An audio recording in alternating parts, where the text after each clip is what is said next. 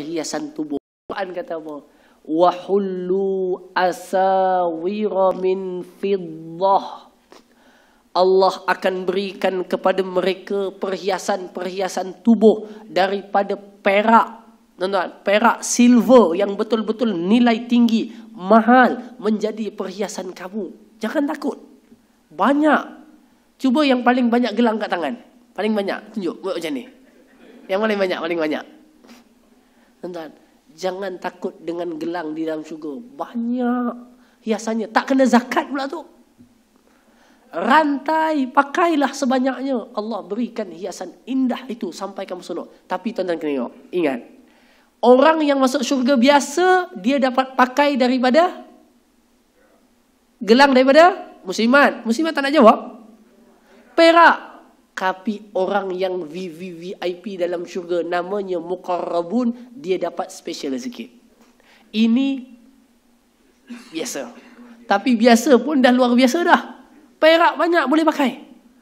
Orang yang muqarrabun, tuan-tuan tengok dalam suratul Hajj ayat 23. Apa Allah sebut? Suratul Hajj ayat 23. Apa Allah sebut? La ilaha illallah.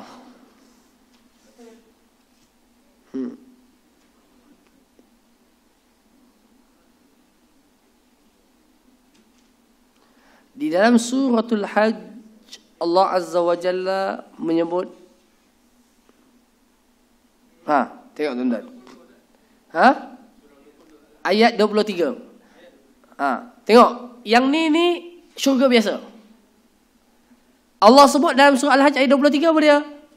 Yuhallawna fiha min asawira min Allah min zahabin. Saya yakin masa saya sebut perak tadi, ada yang orang belakang dalam hatinya terlintas, takkan pakai perak Ustaz, murah. Kenapa tak pakai emas 999? Kan? Ini jawapannya. Quran sebut yuhallawna fiha min asawira min zahabin wa lu'lu'a wa libasuhum fiha harir. Mereka akan dipakaikan di dalam syurga daripada perhiasan-perhiasan yang diperbuat daripada emas dan mutiara-mutiara. Habib Jewel tu tahu Habib Jewel? Jewel ke Jewel? Okey. Jewel ke Jawa? Jewel. Oh, tuan-tuan. Saya nak sebut pun tak pandai, tuan-tuan. Punya mahalnya, tuan-tuan. Mutiara-mutiara yang indah dan mahal itu, orang yang muqarrabun, dia dapat emas dan mutiara. Tetapi orang yang masuk syurga aja, dia dapat hiasan daripada perak pun dah mahal dah. Banding Zulian. Mahal dah. Hadirin semua, jadi muslimat semua nak pakai hiasan perak dan mutiara Habib Jewels tu ke jewels. Pronunciationnya tak tepat. Okay, jewels. Itu ke ataupun nak perak sahaja? Maka dia kata, Ustaz, saya nak daripada emas yang cantik dan indah, mutiara yang banyak di tubuh saya sebagai perhiasan. Oleh itu, jadilah al-muqarrabun, orang yang betul-betul hampir dengan Allah Subhanahu wa taala. Kalau kita baik je, insya-Allah masuk syurga, dapatlah yang ini. Tetapi wal iyadzu billah, kalung dan rantai yang dipakaikan daripada api neraka adalah seburuk-buruk dan seazab-azab perhiasan dan pakaian, yaitu rantai daripada rantai besi yang teramat panas yang dipakaikan kepada ahli neraka Allah Azza wa Jalla, wal iyadzu billah. Jadi kita boleh tengok, kalau nak yang biasa pun okey, tetapi berusahalah untuk dapatkan yang luar biasa, iaitu pakai daripada pakaian, perhiasan emas dan mutiara-mutiara yang indah lagi mahal. Baik, selesai. Ayat ni tuan-tuan semuanya nak berikan galakan kepada kita untuk ingin masuk syurga. Ingin masuk syurga. Selesai. Dan satu tuan-tuan yang tak ada kat sana, kedai pajak gadai. Dah banyak emas tu tak payah pajak gadai. Itu memang kita punya dah. Okay. Wasaqahum rabbuhum syaraban tahura. Tuhan kamu memberikan kamu minum dengan minuman daripada minuman yang amat segar, baik, menyegarkan, enak, nyaman dan sebagainya. Baik. Hadirin semua, yang seterusnya Allah Azza wa Jalla menyebut inna hadza kana lakum jazaan. Sesungguhnya semua ini adalah bagi kamu. Ambil untuk kamu yang masuk ke dalam syurga. Jazaan. Makna apa jazaan? Bila sebut balasan maknanya apa? Bila sebut balasan maknanya dia buat sesuatu baru dibalas. Betul tak? Maka apa yang dia buat? Amal soleh. Baru dia dibalas. Quran kata semua nikmat-nikmat yang disebutkan ini. Pakaian yang indah, hiasan yang baik, minuman yang sedap, makanan yang sedap, kuasa dan kerajaan yang besar. Tuan, pelayan-pelayan dan gundik yang indah, cantik. Semua ini adalah untuk kamu semua ahli syurga. Jazaan. Sebagai suatu balasan. Sebab di dunia kamu buat sesuatu, maka sekarang kamu dibalas. Tapi kalau tak buat apa-apa amal, tak buat apa-apa kebajikan, nak dibalas dengan apa? Balasan tak boleh nak bagi. Buat amal soleh, buat kebaikan, buat kebajikan, kamu akan dibalas dengan amal yang soleh. Jazaan. Tuan-tuan, wa kana sa'yukum mashkura. Adalah, tuan-tuan, kana ni fa'il madhi ke mudhari'? Yang belajar bahasa Arab.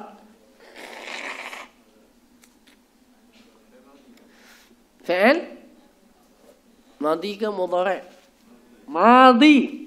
Wa kana, dan adalah, telah lalu, sa'yukum, segala usaha kerja kamu, amal buat kamu, kerja usaha kamu yang baik-baik di dunia, mashkura.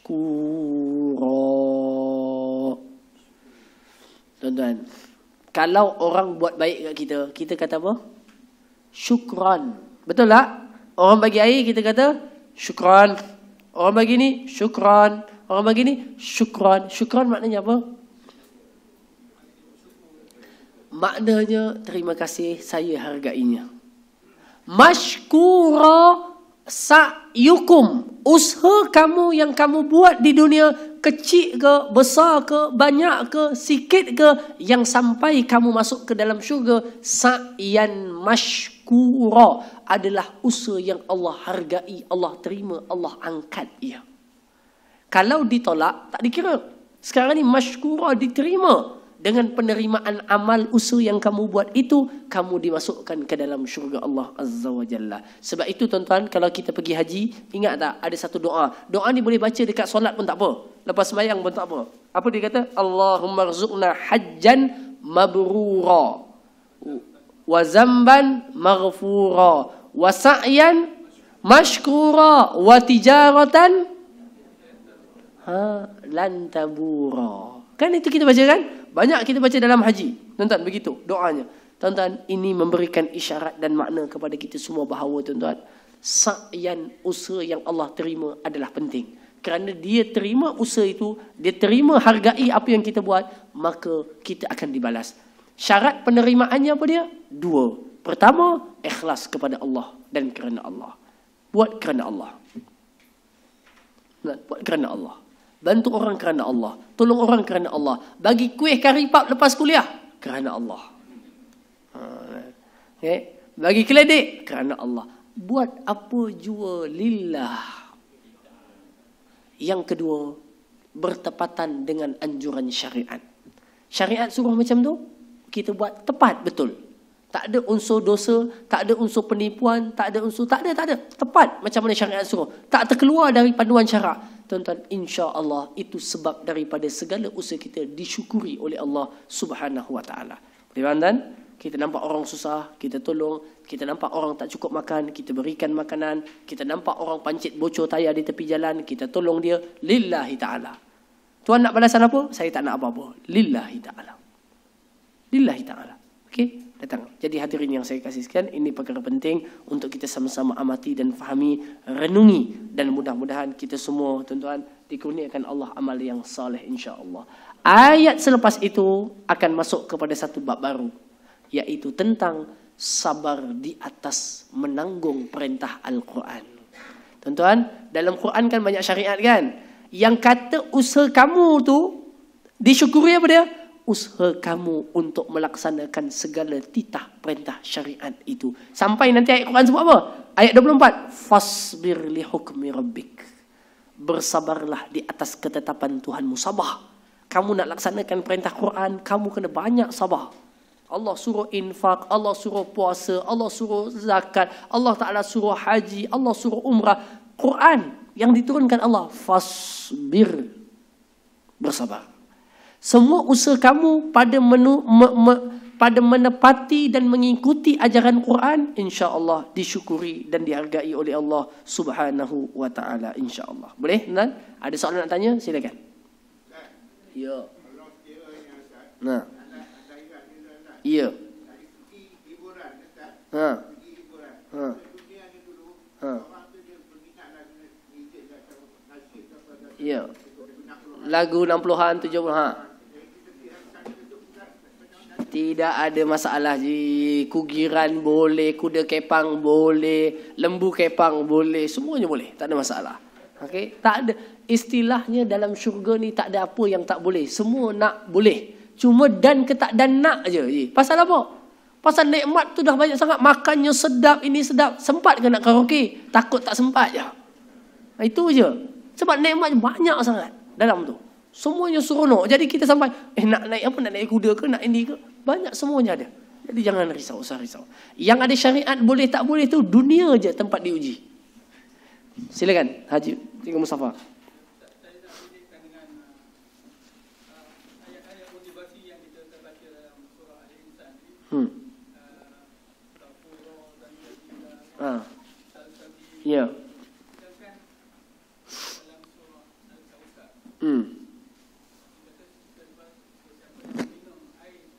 Telaga Kausar tidak akan haus. Jadi apa relate-nya antara yang akan minum air? Baik.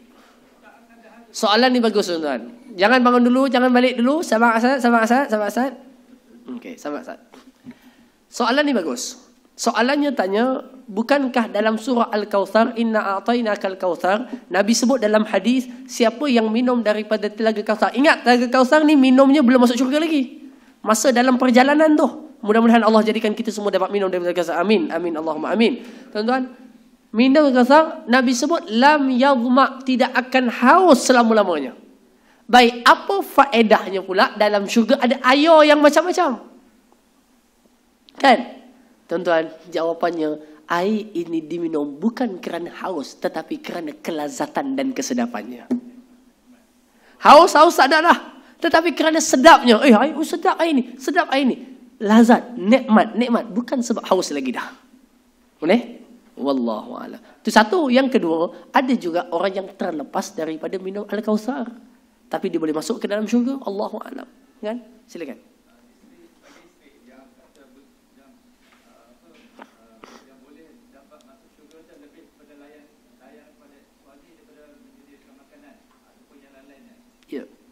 Bidadari. Ya. Jadi adakah ini dia lebih mendapatkan ganjaran dia di antara itu lebih pelayanan ini daripada bab-bab yang lain, sudut-sudut lain. Macam sedia makanan, pakai baju Di dunia. Isteri yang di dunia, adakah dia punya core bisnesnya adalah layan suami berbanding yang lain? Baik, bagus soalan ni pun bagus juga, tapi panjang pula nanti. Bab rumah tangga ni memang panjang tuan-tuan. Bab rumah tangga tak pernah habis. Hadirin semua dan sememangnya. Okey, ini saya backup makcik-makcik semua. Okey, saya backup. Dia tanya, adakah kalau dalam syurga nanti urusan layanan ataupun pelayan, khidmat, sediakan itu dah ada orangnya. Tetapi bidadari itu khusus untuk melayan suaminya saja. Adakah di dunia memang core bisnes bagi wanita itu melayan suaminya daripada buat kerja-kerja di rumah? Jawapannya memang itulah sebenarnya. Yang tugasan rumah tu kita kena cari pembantu rumah. Ataupun kita kena buat. Kalau kita rasa tak mampu buat, tuan, maka kita minta jasa baik dia. Boleh tak tolong ambilkan air? Kita minta jasa dia, tolong boleh tak? Tetapi dia di atas dasar ketaatannya, dia pun buat. Tetapi kalau ikut core business dia itu adalah untuk melayan suaminya. Bas. Itu asasnya. Asasnya begitu. Tuan-tuan, cuma sebabkan dia duduk di rumah, tuan-tuan, dan kita sebenarnya kena carikan orang untuk buat kerja-kerja itu kalau ada kemampuan. Sepatutnya begitu, betul. Kalau ada kemampuan. Nampak? Kalau tak ada kemampuan, kita minta jasa baiknya. Jasa baiknya untuk tolong. Jadi dia tu bukan orang gaji. Tu isteri bukan orang gaji.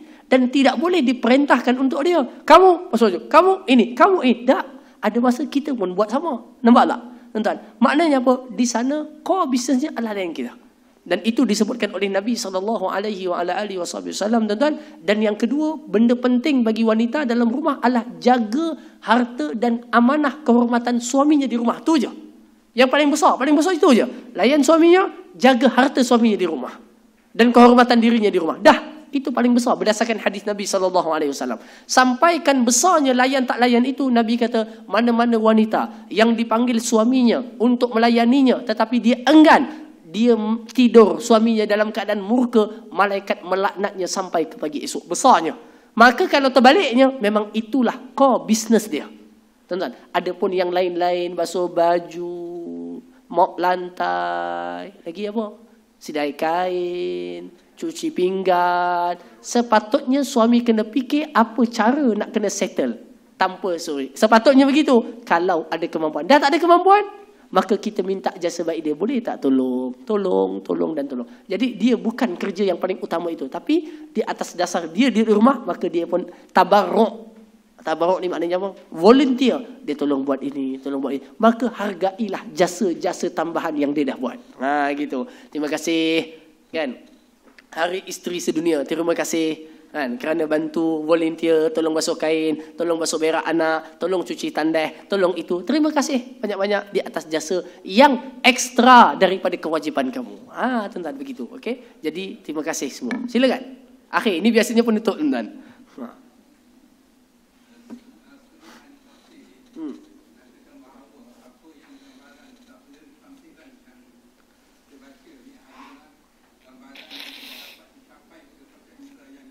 Betul? Setuju? Tuan-tuan? Setuju dan betul. Apa yang disebutkan dalam ayat Quran ini tentang syurga adalah suatu tamsilan yang kita tak boleh nak bayangkan sebenarnya. Tapi dia datang tu nak bagi kita gambaran je. Hakikatnya tak tahu. Tuan-tuan, bila sebut pakaian tadi, tuan-tuan tak boleh gambarkan macam mana betul. Sebab yang kita gambarkan itu jauh lebih dahsyat daripada yang sebenarnya. Bukan.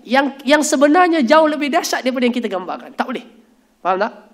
Jadi itu yang perlu kita fahami dan amati. Jadi ini tamsilan supaya dapat satu motivasi kepada manusia nak masuk. Kerana ada tamsilan-tamsilan ni. Wallahu alam, sekadar itu saja. Aku qauli hadza wa astaghfirullahal azim li wa lakum. Allahumma anfa'na bima 'allamtana wa 'allimna ma yanfa'una wa zidna ilma wa adkhilnal jannata bi rahmatika ya arhamar rahimin waghfir lana dhunubana ma madha warhamna ma baqi wa tammim taqsirana ya arhamar rahimin ya arhamar rahimin ya arhamar rahimin wa sallallahu ala sayyidil mursalin wa ala alihi wa sahbihi ajmain walhamdulillahi rabbil alamin.